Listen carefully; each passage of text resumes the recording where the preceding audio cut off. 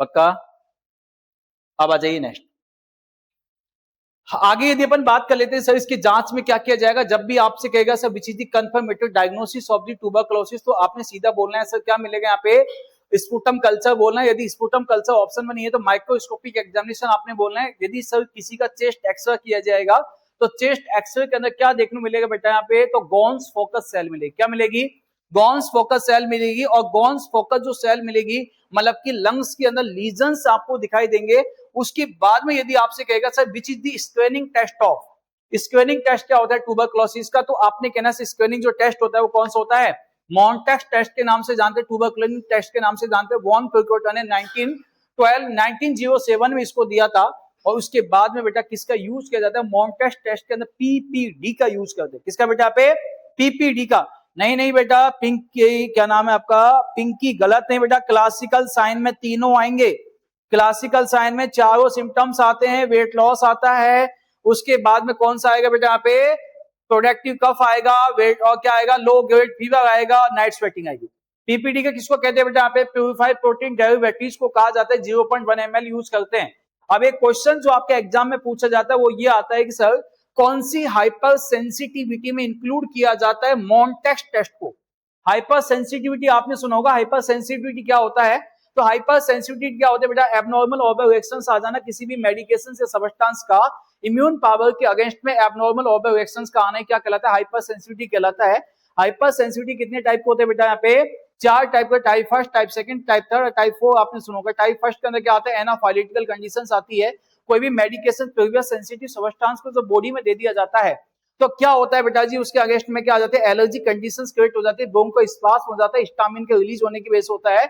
IgE यहाँ पे क्या हो जाता है, एक्टिव हो जाता है। टाइप सेकंड के अंदर क्या होता है, आईजीएम और आईजीई, आईजीएम और आईजीई क्या होते हैं बेटा जी, यहाँ पे क्या, यहाँ पे इंक्लूड किया जाते हैं, आईजीजी और आईजीएम को इंक्लूड किया जाता है।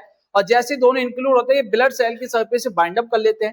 ये टाइप सेकंड के अंदर होता है, मतलब कि ब्लड सेल को डिस्ट्रॉय करने लग जाते हैं, हीमोलाइटिक डिजीज के अंदर इसको बोलना है, और ब्लड ट्रांसफ्यूजन में बोलना है। टाइप थर्ड के अंदर क्या होता है, तो टाइप थर्ड के अंदर सीधा आपने बोलना है सर, जिसके अंदर क्या होता है, जो ऑटोइम्यून डिसऑर्डर्स होते हैं, जैसे कि ग्लोमेरुलोनेफ्राइटिस हो गया है, रूमेटिक आर्थराइटिस हो गया है, रूमेटिक फीवर हो गया है, ऐसी कंडीशंस के अंदर टाइप थर्ड होता है। और उसके बाद में बेटा आपने कहना है सर टाइप 4 जो होता है ना, टाइप 4 हाइपर सेंसिटिविटी, जिसके अंदर टी लिम्फोसाइट का इन्वॉल्वमेंट होता है। और यहाँ पे क्या किया जाता है, बॉडी के अंदर किसी भी सेल, टिश्यू, ऑर्गन्स को इम्प्लांट करने से पहले वो यदि किसी एलर्जेंस के कांटेक्ट में आ जाते हैं तो बॉडी का इम्यून पावर उसको क्या कर देता है, रिजेक्ट कर देता है। रिजेक्शंस का आना 12 से 72 घंटे के बाद आता है, इसी वजह से डिलेड हाइपर सेंसिटिविटी के नाम से जानते हैं, टाइप 4 में आता है। और मॉन्टेक्स टेस्ट का ड्यूरेशन भी कितना समय का होता है बेटा जी, यहाँ पे 12 से 72 समय, मतलब कि 48 आवर्स से 72 आवर्स का होता है। तो ये भी क्या आता है बेटा, टाइप 4 हाइपर सेंसिटिविटी में आता है। गलत आंसर नहीं देना बेटा किसी ने भी। किस में जाता है बेटा यहाँ पे, मॉन्टेक्स टेस्ट को इंक्लूड किया जाता है, किस में इंक्लूड करते हैं बेटा यहाँ पे, टाइप 4 हाइपर सेंसिटिविटी में आता है। बात समझ में आई सबको, किस में आता है, टाइप 4 हाइपर सेंसिटिविटी में इंक्लूड किया जाता है। सेकंड, यदि मैं आपसे कहूं सर इसमें और कौन सा टेस्ट किया जाता है, तो एक टेस्ट अभी चलने लग गया बेटा, कौन सा, सीबी नाट। कौन सा होता है, सीबी नाट। और सीबी नाट की फुल फॉर्म क्या होती है, cartilage based nucleic acid amplification test कहते हैं। क्या कहते हैं इसको, cartilage based, cartilage based nucleic acid amplification test. कौन सा टेस्ट होता है बेटा, ये पीसीआर टेस्ट होता है, पॉलीमरेज चेन रिएक्शंस के नाम से जानते हैं बेटा इसे। यस, ओके, सीबी नाट। ओके, अब आगे चलते हैं बेटा, यहाँ पे डायग्नोसिस के बाद ट्रीटमेंट में क्या देते हैं, तो आप प्रिवेंशन के अंदर आपको पता है बीसीजी वैक्सीन आता है। और बीसीजी वैक्सीन की कहानी मैं आपको बहुत अच्छे से बता चुका हूं, लेकिन एक क्वेश्चन मैं आपसे पूछता हूं कि 1 बीसीजी वाइल को कितने बच्चों पर ओपन किया जाता है। 1 बीसीजी वाइल ओपन फॉर, मैंने देखो सब कुछ कहानी आपको पहले पढ़ाई वैक्सीन वाले टॉपिक में। अब मुझे ये बताइए कि 1 बीसीजी वाइल को कितने बच्चों पे ओपन किया जाता है। एक बीसीजी वाइल को कितने बच्चों पे ओपन किया जाता है, 1 BCG while open for how many children, कितना, 4 बच्चों पे किया जाता है, 6 पे किया जाता है। देखो चैट बॉक्स में 6 आंसर चला हुआ है। समझ में नहीं आता कैसे पढ़ाऊं। कितना ml के समथिंग होता होगा उसमें? आज से फिर वापिस देखना। शाबाश, ओनली 2 स्टूडेंट ने राइट आंसर दिया है, ऋतु ने और अभिषेक ने। शाबाश। 10 से 20 बच्चों पर एक फाइल को ओपन किया जाता है। कितने पे? 10 से 20 बच्चों पर एक बीसीजी फाइल को ओपन किया जाता है। जब भी आंसर पूछे कितना बोलोगे? 10 से 20 बच्चों। चलो आ जाइए नेक्स्ट, ट्रीटमेंट की बातें आगे कर लेंगे। 0.05%। हाँ, कम से कम 10 बच्चे, वो देख लेना आप लोग, है ना? हाँ, 8 से 9, मैंने 10 बताई, गलती तो नहीं कर दी। और आप लोग जो लेने में उल्टा सीधा कर दो तो एक आध 2 4 5 पॉइंट ml को, तो उसका मैं क्या करूंगा? यस, आ जाइए। इससे सीधा कोई क्वेश्चन हो सकता है? पहले जितना मैंने आपको समझाया है उतना आंसर दीजिएगा, आगे फिर चलूंगा मैं आपको। शाबाश।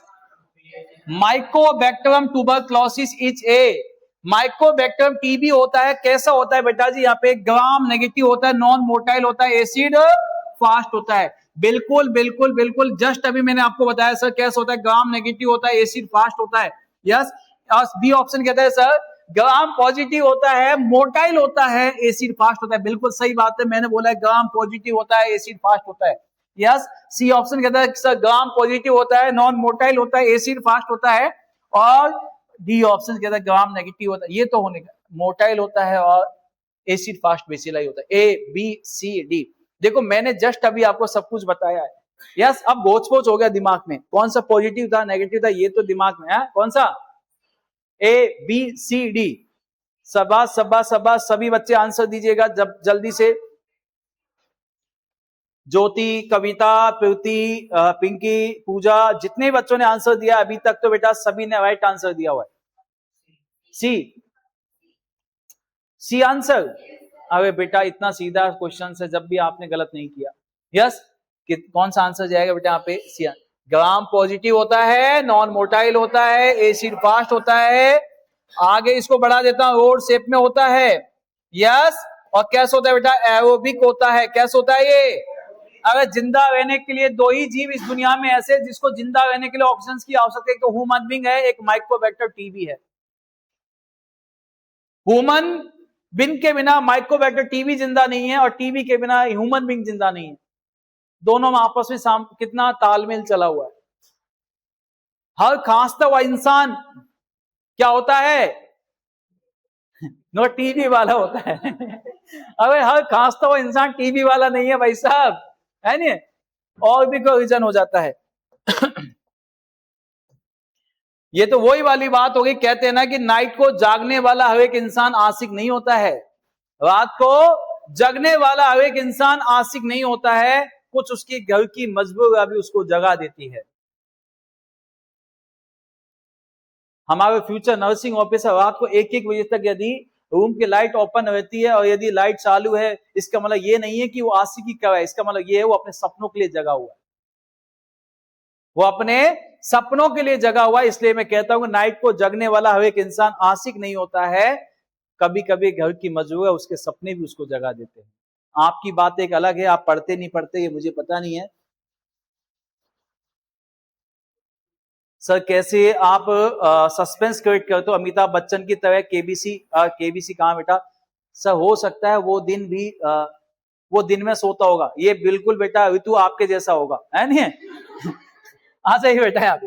अब आ जाइए बेटा, क्वेश्चन क्या कहता है? Acid fast bacilli are found positive in which of the following condition? Acid fast bacilli positive पाया जाता है कौन सी कंडीशंस के अंदर? यस, ट्यूबरक्लोसिस और leprosy, diphtheria, SARS, diphtheria, tuberculosis. Acid fast bacilli, देखो बेटा एसिड फास्ट बेसिलाई का मतलब है, एसिड फास्ट बेसिलाई का मतलब है कि टेक्निक, उस टेक्निक का नाम क्या है? स्टेनिंग टेक्निक कहते हैं इसको, जैर्डिन स्टेनिंग टेक्निक कहते हैं, जेल्स नील्सन स्टेनिंग टेक्निक कहते हैं। मेथिलीन ब्लू डाई का यूज किया जाता है, माइक्रोबायोलॉजी मैंने आपको बहुत अच्छे से पढ़ाया हुआ है। अब क्वेश्चन कहता है सर एसिड फास्ट स्टेनिंग के माध्यम से कौन किस के लिए इसको यूज किया जाता है, तो जस्ट मैंने अभी आपको क्या बताया था बेटा, यहाँ पे क्या बताया था, ट्यूबरक्लोसिस। आप एग्जाम में यदि क्वेश्चन आएगा तो क्या आंसर लगा के आओगे, अब भाई साफ साफ है एसिड फास्ट बेसिलाई किसके लिए बताया मैंने जस्ट अभी आपको, ट्यूबरक्लोसिस के। अगर लेकिन मैंने आपको कुछ दिन पहले भी बताया था माइकोबैक्टीरियम के लिए किसका होता है बेटा, एसिड फास्ट का होता है। तो माइकोबैक्टीरियम तो एक को माइकोबैक्टीरियम लेप्राई भी होता है और ट्यूबरक्लोसिस भी होता है, तो ए आंसर राइट जाएगा ना। डी ही क्यों रट्टा मारते हो भाई, बोलो भोलेनाथ की, आज के आनंद की। आ भी गया, अभी तो क्लास स्टार्ट हुई है। चलो अभी सबके लिए कोल्ड ड्रिंक मंगाते हैं इस क्वेश्चंस के माध्यम से, आ जाइए। क्या बात है, नहीं क्वेश्चंस के माध्यम से बोला है मैंने आपको, आ जाइए। Primary granuloma form in the tuberculosis is non age, मतलब कि क्या हो गए, लंग्स के अंदर ग्रेनुल फॉर्मेशन होने लग जाते हैं, लंग्स के अंदर ग्रेनुल फॉर्मेशन होने लग जाते हैं, तो बेटा उसे क्या कहते हैं, रेड सेल कहते हैं, गोबलेट सेल कहते हैं, गॉन्स फोकस सेल कहते हैं, या केसियस फोकस कहते हैं। A B C D, which is the right answer. यदि आपने ट्यूबरक्लोसिस की कहानी थोड़ी सी भी सुनी होगी ना, मुझे थोड़ा सा भी सुना होगा, मैं गारंटी लेता हूं आपके क्वेश्चन गलत नहीं हो सकते। मैं वही चीजें बोलता हूं जो आपके क्वेश्चन आने वाले होते हैं। तो क्या बोला था मैंने आपको, इनमें से क्या मैंने वेल्ड कुछ ऐसा बोला, नहीं बोला। क्या मैंने गोबलेट सेल बोली, अरे नहीं। गोबलेट सेल कहां प्रेजेंट होती है, ये तो नोज में प्रेजेंट होती है, ये तो कहां होती है बेटा, नेजल कैविटी में प्रेजेंट होती है, लुब्रिकेशन करने का काम करती है बेटा गोबलेट सेल। इसके बाद में गॉन्स फोकस सेल मैंने आपको बोला, जिसमें क्या होते हैं बेटा, ग्रेनुला फॉर्मेशन होते हैं। शाबाश शाबाश शाबाश। आ जाइए नेक्स्ट।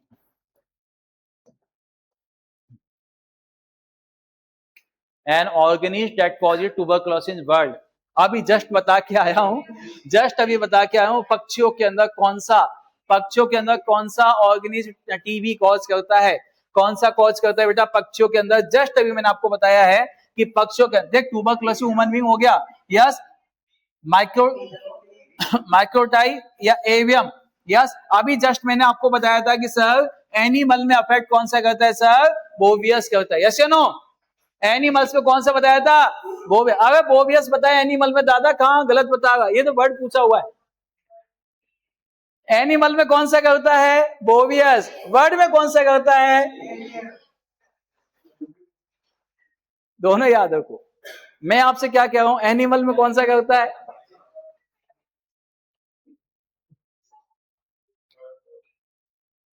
ये एनिमल में है, ये वर्ड में है, ओके। आ जाइए नेक्स्ट।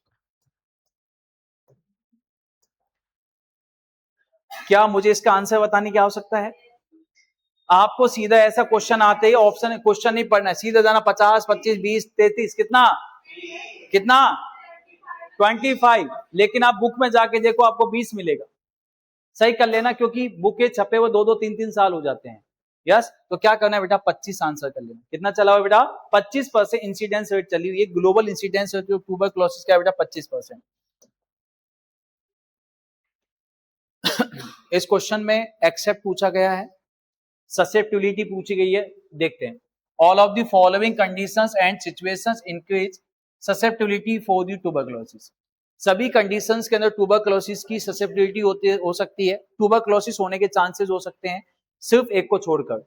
ऐसी कौन सी कंडीशन है जिसमें ट्यूबरक्लोसिस होने के चांसेस कम होते हैं। ए ऑप्शन कहता है sir A 20 year old athletic with diabetic insipidus है, एक एथलेटिक पर्सन है 23 साल का है, उसको डायबिटिक इंसिपिडस है। बी ऑप्शन कहता है sir 23 old athletic taking long term decadron therapy and anabolic steroid, कोई पर्सन है लंबे समय से स्टेरॉइड ले रहा है, तो स्टेरॉइड ले रहा है तो क्या हो सकता है, उसका इम्यून पावर सप्रेस हो सकता है स्टेरॉइड से, उसमें टीबी हो सकता है। 23 year old athlete taking illegal drug abusing substance ले रहा है। और डी ऑप्शन कहते हैं बेटा अंडर नरिश या अंडर वेट, एक पर्सन ऐसा जो अंडर नरिशमेंट है या अंडर वेट है, उसको टीबी हो सकता है। कौन सा आंसर इसमें नहीं है, मतलब कि 3 में तो टीबी हो सकता है, 1 में नहीं होगा, ऐसी कंडीशन कौन सी है, ए बी सी डी। आपका विश्वास क्या कहता है, आपका आत्मविश्वास क्या कहता है। यदि ये क्वेश्चंस आपको बिना पढ़े आ जाते हैं तो आप आंसर क्या देके आओगे, यस देखो एक चीज मैं आपको सिखाता हूं। सबसे पहले इन्होंने कहा 23 साल का है, एथलेटिक है, अच्छी बात है, बॉडी शोडी होनी भी चाहिए, लेकिन डायबिटीज इंसिपिडस है, कोई बात नहीं है, इंसिपिडस के अंदर कोई खतरा ऐसा नहीं है। लेकिन इस ऑप्शन में क्या बोला है बेटा, स्टेरॉइड लिया है इसने, क्या लिया है, स्टेरॉइड। जब जब भी किसी पर्सन को स्टेरॉइड चलता है तो इसका इम्यून पावर सप्रेस हो जाता है, टीबी होने के चांसेस हो सकते हैं, बिल्कुल हो सकते हैं सर। यदि कोई पर्सन क्या है बेटा, लंबे समय तक क्या है बेटा, ड्रग अब्यूजिंग कर रहा है, मतलब कि आदी हो चुका है ड्रग को लेने के, तो उसका इम्यून पावर भी क्या हो सकता है बेटा, सप्रेस हो सकता है, इसको भी टीबी हो सकता है। कोई अंडर वेट है, कोई अंडर या माल न्यूट्रिशन वाला है, उसको भी टीबी हो सकता है, लेकिन बेटा जी यहाँ पे टीबी होने के चांसेस नहीं। चलो next question, which of the following symptoms is common in client with active tuberculosis. जिस पर्सन को ट्यूबरक्लोसिस है उसके अंदर कौन सा सिम्टम्स यहाँ पे देखने को मिल सकता है, विच of the following symptoms is common in client with active tuberculosis. Active tuberculosis के अंदर कौन सा सिम्टम, मेंटल स्टेटस चेंजेस आ सकता है उसका, इंक्रीज एपेटाइट, जिस इंसान को टीबी होता है उसको भूख ज्यादा लगती है कम लगती है, हैं? और क्या हो सकता है बेटा उसको, तो आपने कहना है सर डिस्निया ऑन एक्सर्शन यहां पे देखने को मिलेगा, क्या मिलेगा, डिस्निया ऑफ एक्सर्शन देखने को मिलेगा, ABCD, which is the right answer, बोलो भाई साहब, जल्दी बताइए, ए। कौन कौन ये आंसर देता है यहां पे थोड़ा सा मैं आपको बता देता हूं, क्वेश्चन को समझने की कोशिश करो। विच of the following symptoms is common in client with A active tuberculosis. Common symptoms पूछा गया है, क्या पूछा गया बेटा यहाँ पे, कॉमन सिम्टम्स पूछा गया है, तो कॉमन सिम्टम्स में कौन सा दिखाई देगा, तो बेटा मैंने जस्ट अभी आपको बोला है डिस्निया होगा, डिफिकल्टी ब्रीथिंग हो, क्योंकि उसका प्रोडक्टिव कफ रहेगा, कॉमन बोला है ना, क्लासिकल तो नहीं बोला, स्पेक्सिसान तो कुछ ऐसा नहीं बोला, क्वेश्चन की भावनाओं को समझो, कॉमनली सीन इन, तो symptoms is common, symptoms is common in client with active tuberculosis, तो जिसको टीबी होता है उसको क्या मिलेगा बेटा यहाँ पे, dyspnoea on excess, productive cough के साथ में यहाँ पे क्या हो सकता है बेटा, यहाँ पे टीबी हो सकता है। Next,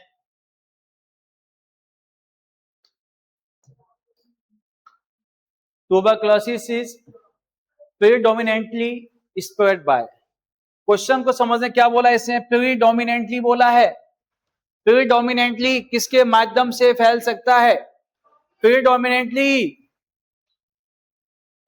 ABCD, fomites, droplet, food, vector, which is the right answer, किसके माध्यम से, तो आपने कहना से किसके माध्यम से फैल सकता है, फोमाइड्स के माध्यम से नहीं फैल सकता है, ड्रॉपलेट के माध्यम से फैलता है, क्योंकि ट्यूबरक्लोसिस तो रेस्पिरेटरी कम्युनिकेबल डिजीज होता है, ये स्नीजिंग के दौरान, कफिंग के दौरान फैलता है, और ड्रॉपलेट्स की जो साइज होती है कितने होते हैं बेटा, 0.5 माइक्रोन्स तक की होती है, 0.2 से लेकर 0.5 माइक्रोन के जो ड्रॉपलेट होते हैं वो क्या हो जाते हैं बेटा जी, यहाँ पे स्प्रेड आउट हो सकते हैं, फ्लोटिंग कर सकते हैं हवा में, उसके माध्यम से फैलने के चांसेस सबसे ज्यादा होते हैं, क्या जी, एयरबोर्न भी ऑप्शन पहली पार्टी उसको देते, आ रहा हूं अगला क्वेश्चन आ जाएगा, टेंशन नहीं लिए, चलो एयरबोर्न का क्वेश्चन लेके आओ, जादू देखो आएगा अभी है ना? इसके लिए एयरबोर्न का क्वेश्चन लेके आओ, बड़ी जल्दी है इसको एयरबोर्न वाले की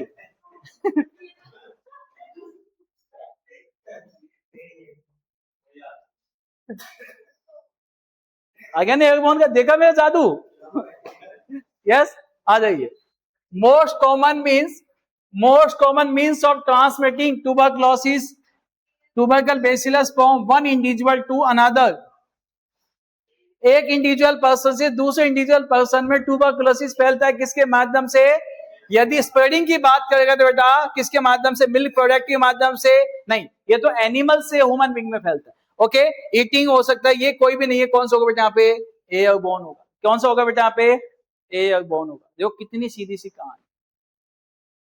आप बताओ कौन सा क्वेश्चन लेके आऊं, जल्दी बोलो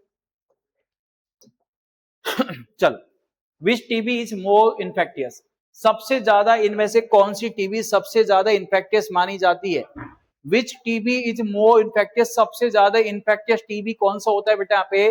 meningeal, intestinal, pulmonary, spinal, A B C D, कौन सा होता है? पल्मोनरी का मतलब क्या होता है बेटा? माउथ टू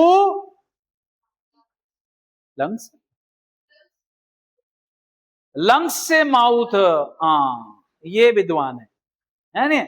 अगर बेटा पल्मोनरी का मतलब होता है बेटा लंग्स होता है, ओनली लंग्स। तो आपने कहना है sir which TB is more infectious, तो बेटा जितने भी बच्चे लाइव हैं, संजय है, कविता है, सुरेश है, प्रीति है, पूजा, देखो कितने अच्छे बच्चे, सबने ऐसा आंसर दिया हुआ है, धमाक धमाक सबने आंसर दिया। 40-45 बच्चे है ना चैट बॉक्स का वाफिल बना के रखते हैं। अगला क्वेश्चन देखता हूं कौन आंसर सही देता है बेटा, आ जाओ।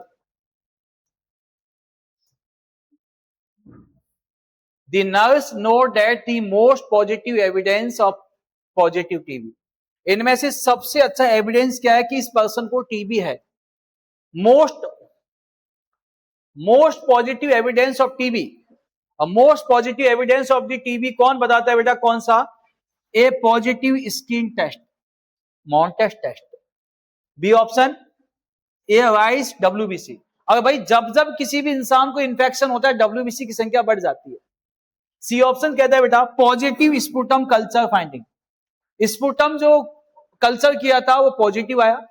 डी ऑप्शन कहता है positive chest X-ray study finding, chest X-ray में पॉजिटिव पाया गया बेटा, A B C D, which is right answer. Positive evidence आपके पास क्या है? आप किसके माध्यम से कंफर्म कर सकते हो कि इस पर्सन को टीबी हो गया है? किसके माध्यम से कंफर्म कर सकते हो? कौन सा? बिल्कुल बेटा पॉजिटिव स्पुटम के माध्यम से ही होता है। इसी के आधार पे एक और क्वेश्चन बता दूं मैं आपको, फिर समझ में आएगा। चलो कोई बात नहीं, देखते हैं। क्या? नहीं, पहली प्रायोरिटी देखो, स्कैनिंग जो टेस्ट होता है ना वो मॉन्टेक्स होता है, लेकिन कंफर्मेटिव नहीं है। कंफर्मेटिव तो कौन सा होता है बेटा? Sputum culture. ऐसे एक और क्वेश्चन ले आऊंगा, चलो कोई बात नहीं, समझ पहले इस क्वेश्चन को समझो। The nurse determined that a Montest tuberculosis skin test positive, एक नर्स ने डिटरमाइन किया है कि उसको क्या है बेटा जी, यहाँ पे मॉन्टेस्ट टेस्ट वहां पे पॉजिटिव पाया गया है to most accurately diagnosis tuberculosis. लेकिन डायग्नोसिस ट्यूबरकुलोसिस को डायग्नोसिस करने के लिए मोस्ट एक्यूरेट टेस्ट कौन सा होगा? The nurse plan to consult with a physician to follow the skin test with a, हमेशा ट्यूबरकुलोसिस को कंफर्म करने के लिए मॉन्टेस्ट टेस्ट के साथ में कौन सी जांच होना भी कंपलसरी होता है, ताकि टीबी का कंफर्म कर सके। कौन सा बेटा यहाँ पे? Sputum culture, sputum microscopic examination कराना कंपलसरी होता है। सब बस, चलो नेक्स्ट क्वेश्चन।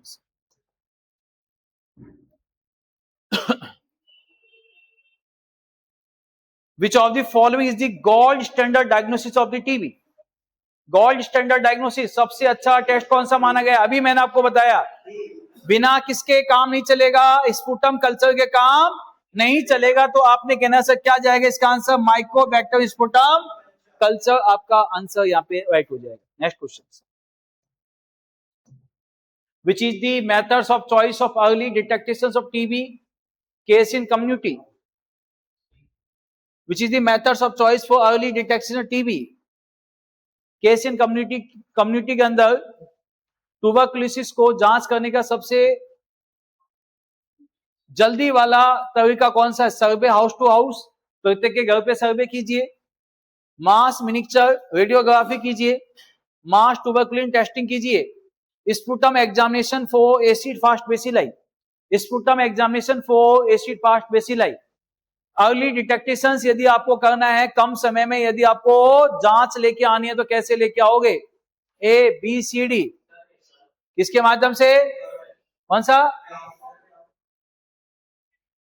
ट्यूबरकुलिन। प्रत्येक के घर पे जाके पूछो, मेरठ में 5 लाख की पॉपुलेशन है नहीं है? एक दिन में 10 घर कंप्लीट हो पाएंगे, एक साल में तो हो ही जाएगा सर्वे। सीएचओ तो काम बहुत बढ़िया दे रखा है, वो टीबी पे कहां ध्यान देगा, है नहीं? CHO को तो काम जो दे रखा है ना, आजकल तो हालत खराब है बेटा। CHO वाले तो भगवान ऊपर वाले से ये कह रहे हैं, भगवान तो कहीं यहां से निकाल ले जैसे तैसे। एनएचएम के अंदर ओनली CHO ही नहीं, आशा से लेकर ANM से लेकर स्टाफ नर्स से लेकर MO से लेकर सबकी जिंदगी बेकार है। सिर्फ MOIC थोड़ा MO को छोड़कर, उनकी भी चलो है लेकिन इतनी नहीं है। उनका तो क्या बड़े लेवल पे होते हैं तो आपस में चलता है उनका। सबसे ज्यादा जिंदगी खराब है COC और स्टाफ नर्स की। आशा का तो कोई बात नहीं, वो तो पतासा खाते रहते, कोई दिक्कत वाली बात नहीं उसमें, है नहीं है। वो तो CM ऑफिस जाएगी, ओ नो सर हंसगी, सामने वाला खुश, कोई बात नहीं, यही चल जाता, कोई बात नहीं। सबसे पहले कहते हैं ना कि बुझी हुई समा भी जल सकती है, तूफानों से किश्ती निकल भी सकती है। बुझी हुई समा भी जल सकती है, तूफानों से किश्ती निकल भी सकती है। होके मायूस आप अपने इरादा 2026 में बदल मत लेना, हो सकता है इसी साल आपकी किस्मत पक्का बदल सकती है, डेफिनेटली बदल के रहेगी। अल्लाह ने चाहा तो, भगवान ने चाहा तो, खुदा ने चाहा तो पक्का बदले। यस, चलते बेटा इस क्वेश्चन की आंसर आपको लग गया होगा, क्या जाएगा इसका, sputum examination for acid fast bacilli, क्या जाएगा, एसिड फास्ट बेसिलाई आपने कहना है। Next question,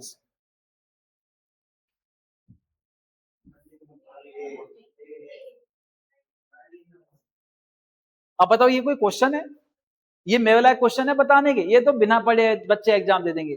the most appropriate time for the nurse to obtain sputum specimen, सबसे अच्छा टाइम क्या होता है सैंपल कलेक्शन का, चाहे बेटा स्टूल सैंपल की बात हो, चाहे बेटा किसकी बात हो, स्टूल की बात हो, स्पुटम की बात हो, यूरिन सैंपल की बात हो, जितने भी सैंपल है सब में सबसे पहले प्रायोरिटी किसको देना, अर्ली मॉर्निंग को देना। और सबसे पहले नर्सिंग एडवाइस क्या दोगे आप, उसको बोलना है जब स्पुटम का सैंपल लोगे तो आपने टूथ ब्रश नहीं करना है, पहली बात। यस, ना ही आपने ठंडा गर्म कुछ लेना है। यस, तीसरा पॉइंट क्या बोलना है, यदि लेना पड़े तो क्या ले सकते हो बेटा जी, यहाँ पे ओनली नॉर्मल वाटर आप थोड़ा सा ले सकते हो, इसके अलावा कोई ठंडा गर्म नहीं, कोई कुछ नहीं, आपने कोई एंटीसेप्टिक वगैरह कुछ भी यूज नहीं करना। आगे समझ में, पेस्टिसाइड वगैरह कुछ नहीं। खाली पेट नहीं बेटा, खाली पेट USG थोड़ी करानी है खाली पेट नहीं बेटा, इसे कहते हैं सुबह सुबह जो बासी मुंह जो होता है उसके माध्यम से लेना, पानी आप पी सकते हो, कोई दिक्कत वाली बात नहीं।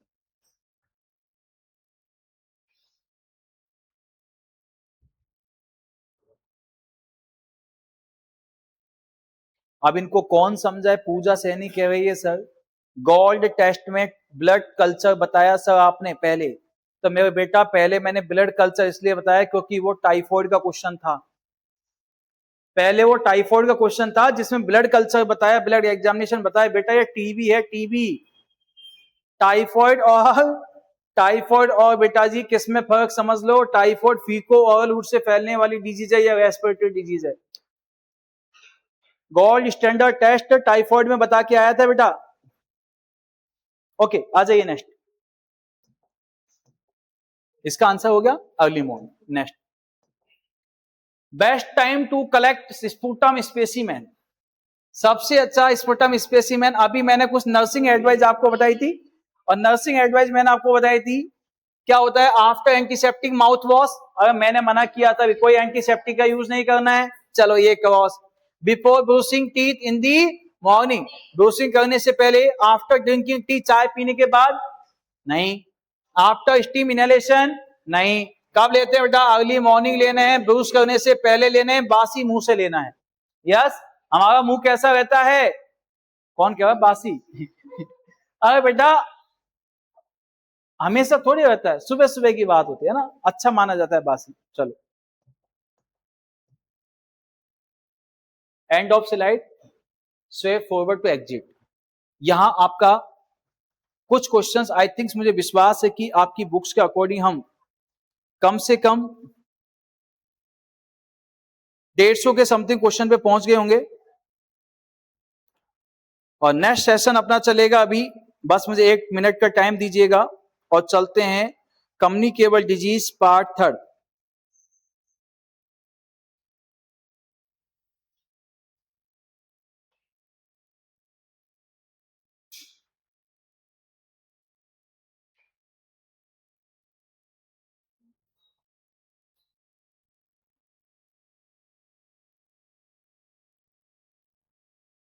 120 क्वेश्चन हो गए, ओके।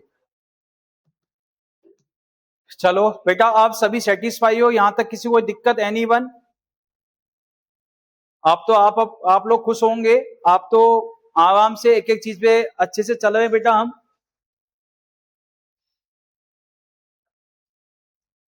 ओके बेटा, अब मैं आपके अकॉर्डिंग एक एक क्वेश्चन पे चला हुआ हूं, टेंशन नहीं लेना है बेटा आपने।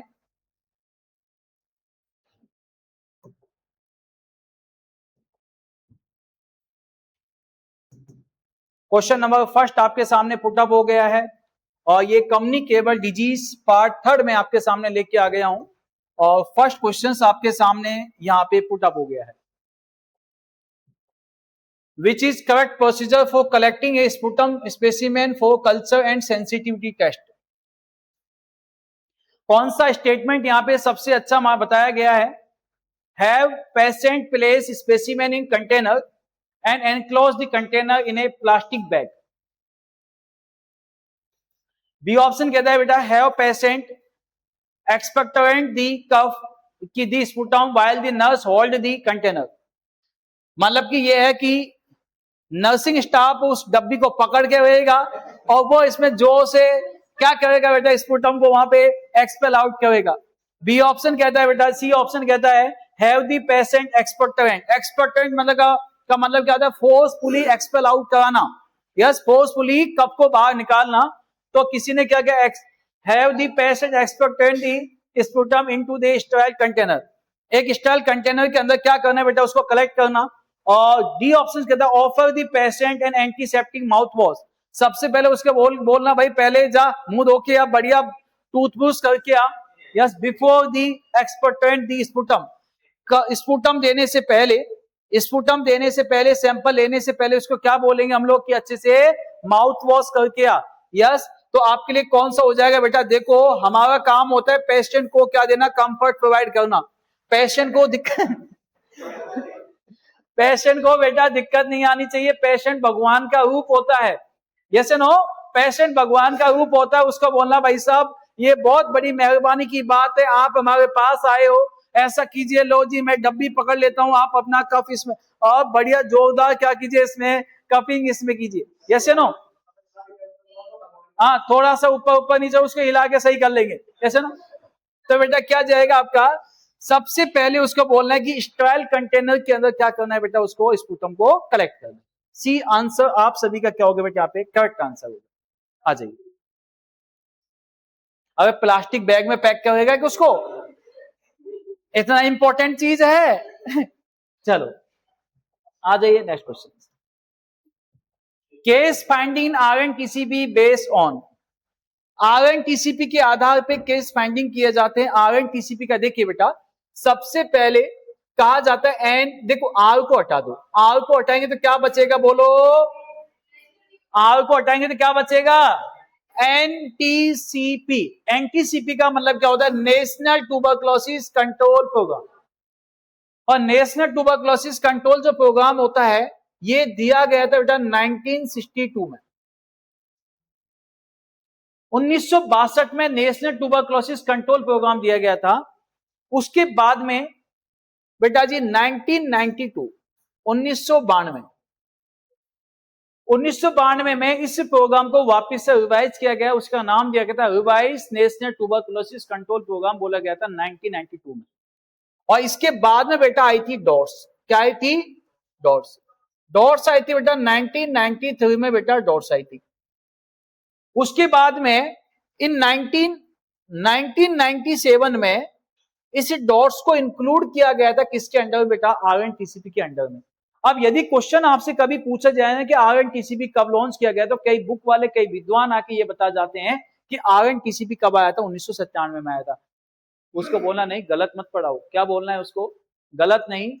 आरएनटीसीपी के अंडर में डॉट्स आई थी, कब आई थी बेटा, 1997 में, जबकि आरएनटीसीपी कब आया था, 1992 में आया था। इसके अकॉर्डिंग जो केस फाइंडिंग की जाती है वो किस हिसाब से की जाती है बेटा, स्पुटम माइक्रोस्कोपिक एग्जामिनेशन के आधार पर आती है। यहाँ पे आपको स्पुटम कल्चर को नहीं बोलना है, किसको बोलना है, स्पुटम माइक्रोस्कोपिक एग्जामिनेशन। और यदि आपको आरएनटीसीपी के अकॉर्डिंग पूछा गया है और स्पुटम माइक्रोस्कोपिक एग्जामिनेशन भी बोला गया है और कल्चर भी बोला गया है, तो पहली प्रायोरिटी किसको देना है बेटा जी, यहाँ पे स्पुटम माइक्रोस्कोपिक एग्जामिनेशन। अगर स्पुटम तो ले लिया, देखोगे किससे? माइक्रोस्कोप से। चलो next, revised national TB control program was launched with objective of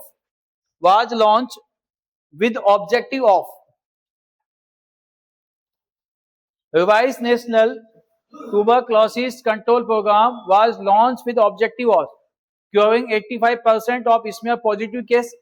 कि हमने क्या करना है बेटा जी, यहाँ पे ट्रीटमेंट देना है 85% तक जो पॉजिटिव केस आते हैं, या detection of the 70% sputum cases, 70% sputum जो पॉजिटिव केस आते हैं उनको डिटेक्ट करना है कम्युनिटी के अंदर। तो ये दोनों पे क्या होता है बेटा, बेस होता है। ए एंड बी दोनों ऑप्शन इसके लिए क्या जाएंगे बेटा, सही आंसर जाएगा। नेक्स्ट क्वेश्चन चलते हैं।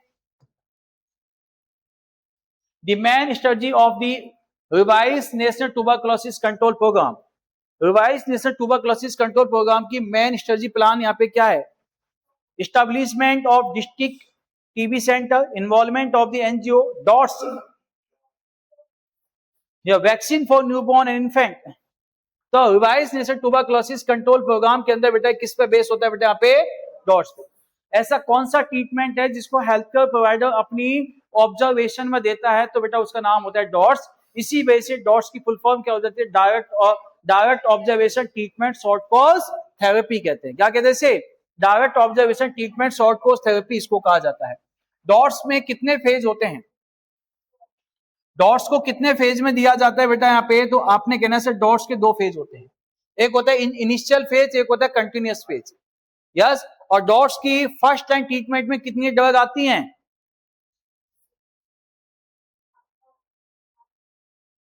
कितनी?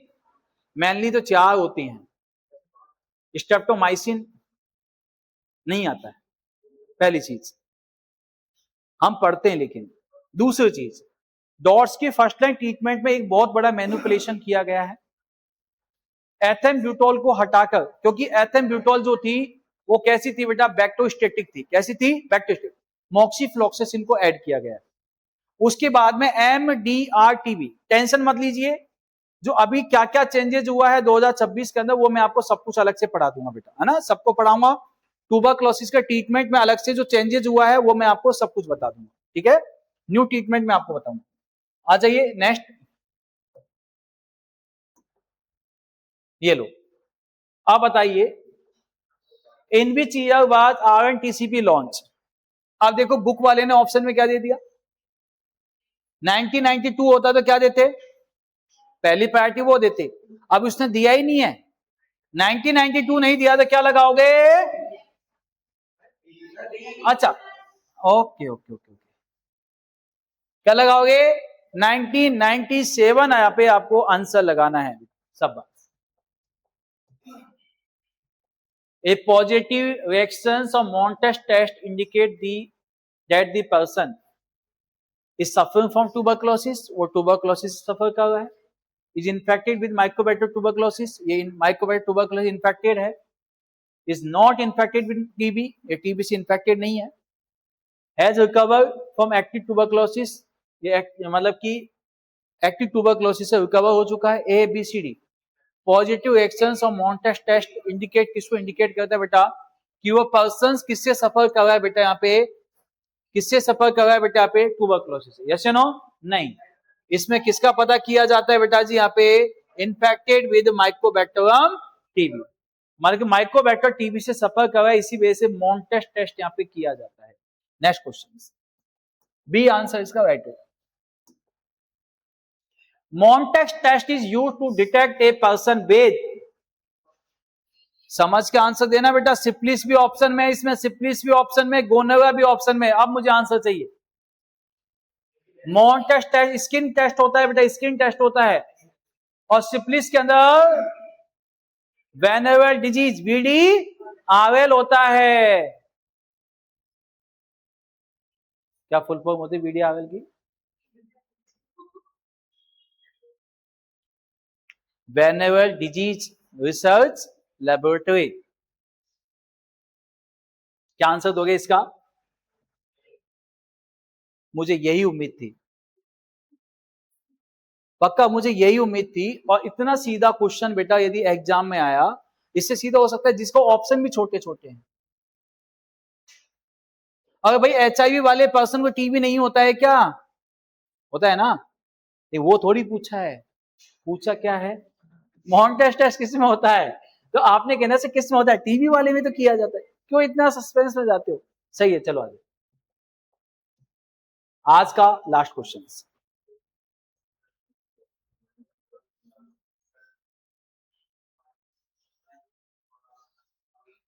बेटा ऋतु बीच में डिजीज भी आएगा ना, VDRL होता है। A patient need intradermal injection for Mantoux test. A patient को नीड है बेटा इंट्राडर्मल की, but the he currently has bilateral forearm cast. ले उसके दोनों हाथों पे क्या लगा हुआ? प्लास्टर लगा हुआ है। विच of the following should the best alternative site. यदि उसके दोनों हाथों पे कास्ट लगा हुआ है तो मॉन्टेस्ट टेस्ट कहां किया जा सकता है? बिल्कुल सही बात है, कहां कर सकते हैं? एब्डोमेन पे कर सकते हैं। नहीं, एब्डोमेन पे मेरा दिल गवाह नहीं देता है। आपका देता है क्या? नहीं। लेटरल अपर आर्म पे lateral, medial upper thigh, anti cuboidal space, ABCD। Which is the right answer? सभी बच्चों ने यहां पे राइट आंसर देना है।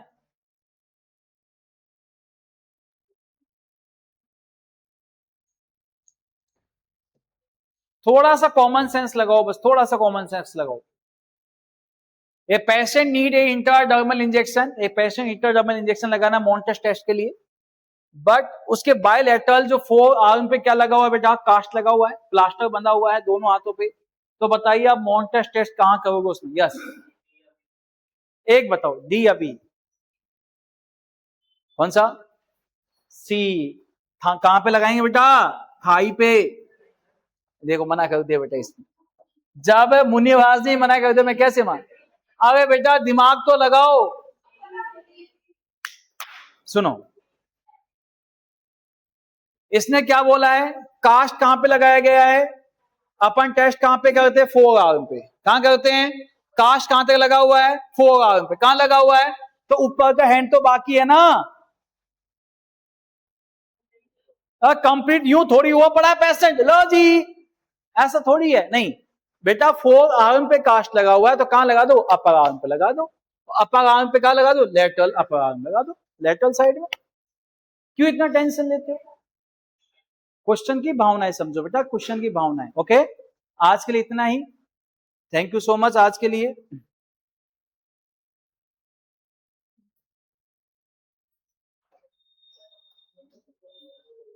बेटा डॉट्स डॉट्स आंसर जाएगा बेटा सोएसा ना, सही कर लेना उस आंसर को। चलें आगे, आज के लिए इतना ही, बाकी देखेंगे कल।